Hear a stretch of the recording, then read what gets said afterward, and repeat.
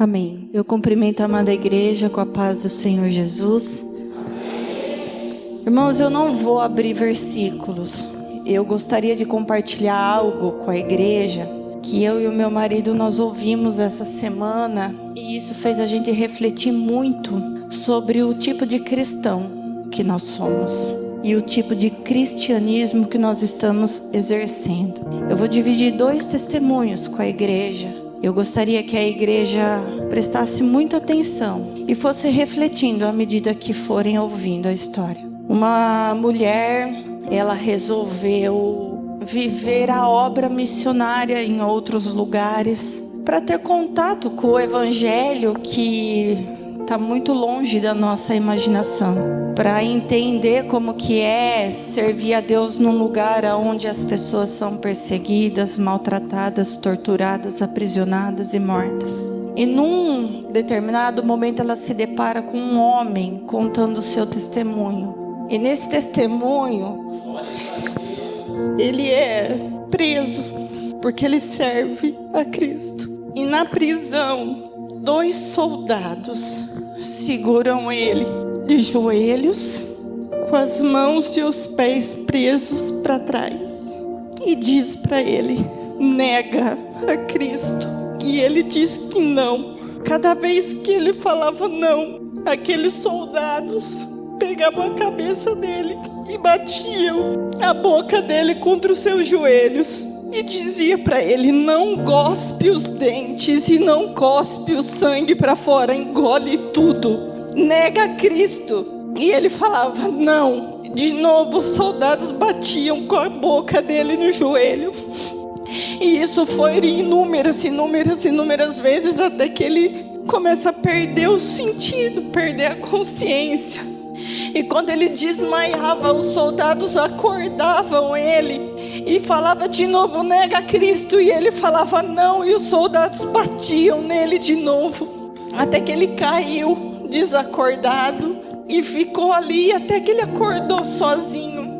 Quando ele acorda, ele olha para o céu e ele fala assim: Jesus, eu não aguento mais, me ajuda. E Jesus diz para ele: a mesma graça e o mesmo amor que eu tive para com os meus malfeitores quando me penduraram naquela cruz, eu estou derramando sobre você agora.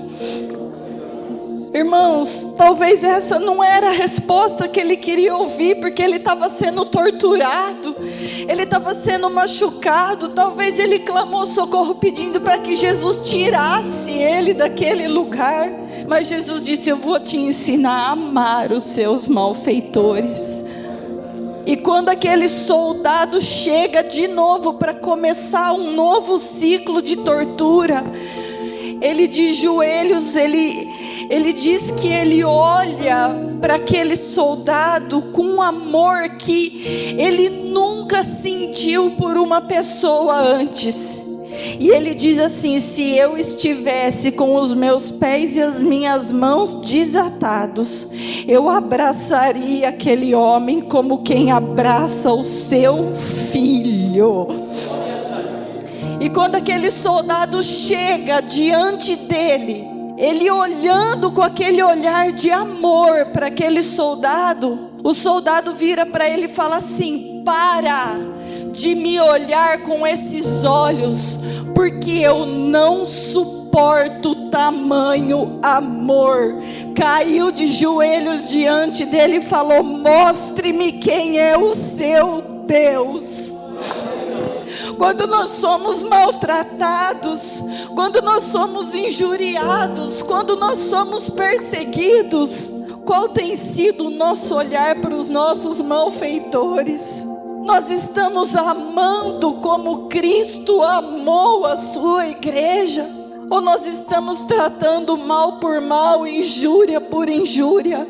A palavra diz: bem-aventurados sois quando vos injuriarem, quando vos perseguirem, contradisserem todo mal contra vós por amor de mim, porque grande é o vosso galardão.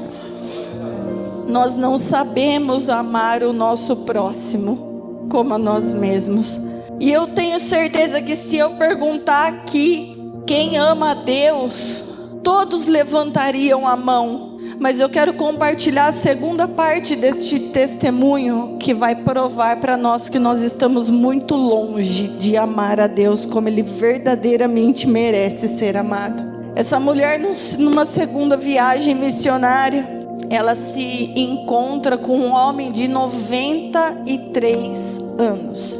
E este homem, dos 93 anos da vida dele, 26 ele passou preso e torturado por amor a Cristo. Ele era pastor de uma igreja e ele foi capturado, e todavia ele não negou o nome do Senhor.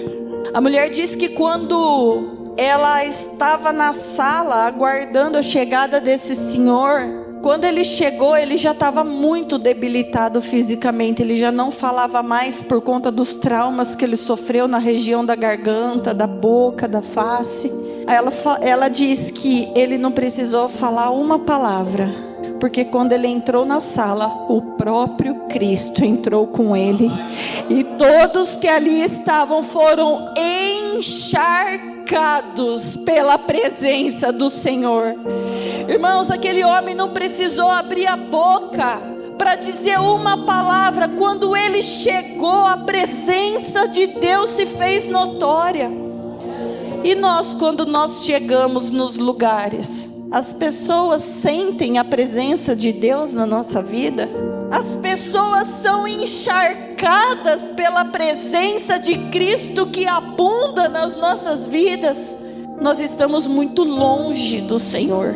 Nós estamos muito longe, por isso que ele diz: achegai-vos, achegai-vos, alimpai-vos, purificai-vos, porque o próprio Cristo quer encharcar as nossas vidas, para que nós possamos encharcar a vida dos demais. No ano seguinte, aquele senhor faleceu, Deus recolhe ele, e aquela mulher se encontra com a viúva, com a esposa daquele senhor. E a esposa do senhor, daquele senhor, começa a contar poucas coisas que ele viveu. E algo que chama a atenção naquela mulher é que, enquanto ele podia falar, cada vez que ele se reunia para anunciar o evangelho, ele nunca falou de uma perseguição, ele nunca falou de uma tortura. O tempo todo ele abria sua boca para falar de Cristo, do amor de Cristo, para mostrar a palavra. E nós, quantas vezes nós recebemos uma perseguição, nós passamos por uma tribulação, e em vez de nós abrirmos a boca para falar de Cristo e do seu evangelho, nós ficamos lamentando e murmurando da perseguição que nós estamos vivendo, da provação que nós estamos passando, e esquecemos de fazer de Cristo o centro das nossas vidas. Aquele homem não se importou com as torturas, aquele homem não se importou com as feridas. O tempo todo Cristo era o centro da vida dele. E a mulher diz que quando fez 20 anos que ele estava preso naquele campo, sendo torturado por amor ao nome de Cristo, os soldados daquele lugar chamam o filho dele, para o filho dele ver a condição que ele estava e mandar um recado para a igreja para dizer que não vale a pena seguir a Cristo. Quando aquele senhor foi capturado, o filho dele tinha 6 anos. E o filho dele, quando vai ter um encontro com ele, o filho dele já tinha 26 anos. Ele não reconhece o filho. A esposa diz que a situação deles era tão precária naquele tempo, que para o filho poder ir ver o pai, ele precisou vestir as roupas da mãe, porque eles não tinham roupas nem para vestir. E quando o filho chega naquele lugar, ele se depara com o pai dele numa cova, porque os soldados cavaram uma cova de 1 metro por 1 metro e colocaram aquele homem de joelhos no escuro, longe da luz solar. E aquele homem ficou 6 meses sem mudar de posição. Aquele homem ficou 6 meses de joelhos, sendo molhado pela sua própria urina, sendo sujo pelas suas próprias fezes, porque eles só tiravam a urina, as fezes daquele buraco quando já estava muito cheio e não tinha mais condição de deixar ali. E a única coisa que davam para aquele homem era comida e água. E falava para ele: nega. E ele: eu não nego. As pernas dele foram atrofiadas. Ele parou de andar por conta da posição e o tempo que ele permaneceu. E quando o filho dele chega ali naquele lugar e vê ele naquela condição, o filho dele se ajoelha ao lado dele e diz assim: pai, nega, nega. E depois o Senhor pede perdão para Jesus e está tudo certo. Quantas vezes nós ouvimos isso na nossa caminhada? Faz errado, depois você pede perdão e está tudo certo. Mas aquele homem cheio do Espírito Santo de Deus vira para o filho e fala assim: sim, sim, eu amo a mensagem da cruz. Louva comigo, igreja. Até morrer eu a vou proclamar, levarei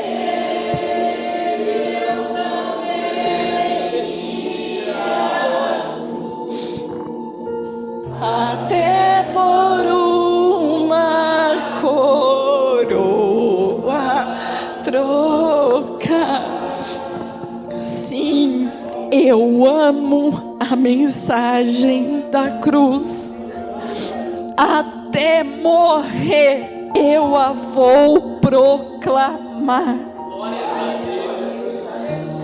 Como nós temos amado a mensagem da cruz. Olha para o nosso cristianismo, olha para a nossa vida como cristão nesse momento. Se nós fôssemos submetidos a tamanha prova, nós declararíamos: sim, eu amo a mensagem da cruz, até morrer eu a vou proclamar.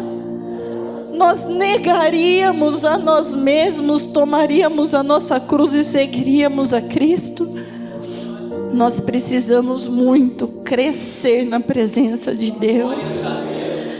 Nós precisamos muito buscar em Deus o que é um verdadeiro amor de um cristão pela sua palavra.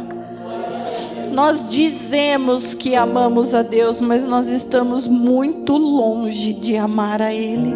Então eu queria deixar com a igreja esta mensagem para que nós possamos refletir e buscar em Deus tamanha graça, porque esse é o maior mandamento do Senhor: amar a Deus sobre todas as coisas, e muitas vezes até mesmo sobre a nossa própria vida, e aprender a amar o nosso próximo como a nós mesmos, porque aí sim nós tomaremos a nossa cruz, e lá naquele grande dia nós a trocaremos pela coroa que o Senhor tem reservado para cada um de nós. E assim eu agradeço a minha oportunidade em nome de Jesus. Glórias a Deus, irmãos. A primeira pergunta que eu me fiz na hora que a irmã estava tendo a oportunidade é: será que eu suportaria? Será que nós sabemos o que é amar o verdadeiro amor? Será que nós sabemos o que é o verdadeiro amor? A Bíblia diz assim: permanece a fé, a esperança e o amor, mas o maior deles é o... Em outras palavras, você pode ter fé, se você não amar, tá certo que as duas coisas andam junto, mas o maior de tudo é o amor. O filho, 20 anos sem ver o pai, na hora que ele vê o pai naquela situação, você sabe o que o filho queria para confortar o coração dele? Tirar o pai daquela situação, aquele momento de desespero. Ele falou: pai, nega, nega, e ali na frente você se conserta. Eu já ouvi de pessoas falar assim: ah, eu vou fazendo aí, vou aproveitando, e lá na frente eu peço perdão. Irmãos, a gente pode não ter mais tempo. Esse aqui pode ser nosso último culto, nossa última oportunidade, minha última pregação. A gente não sabe. O amar a Deus sobre todas as coisas é negar todo dia a si mesmo. Não chegar lá na frente, na hora que vê que está numa idade avançada, e falar: agora eu vou negar porque eu já aproveitei o que eu tinha que aproveitar.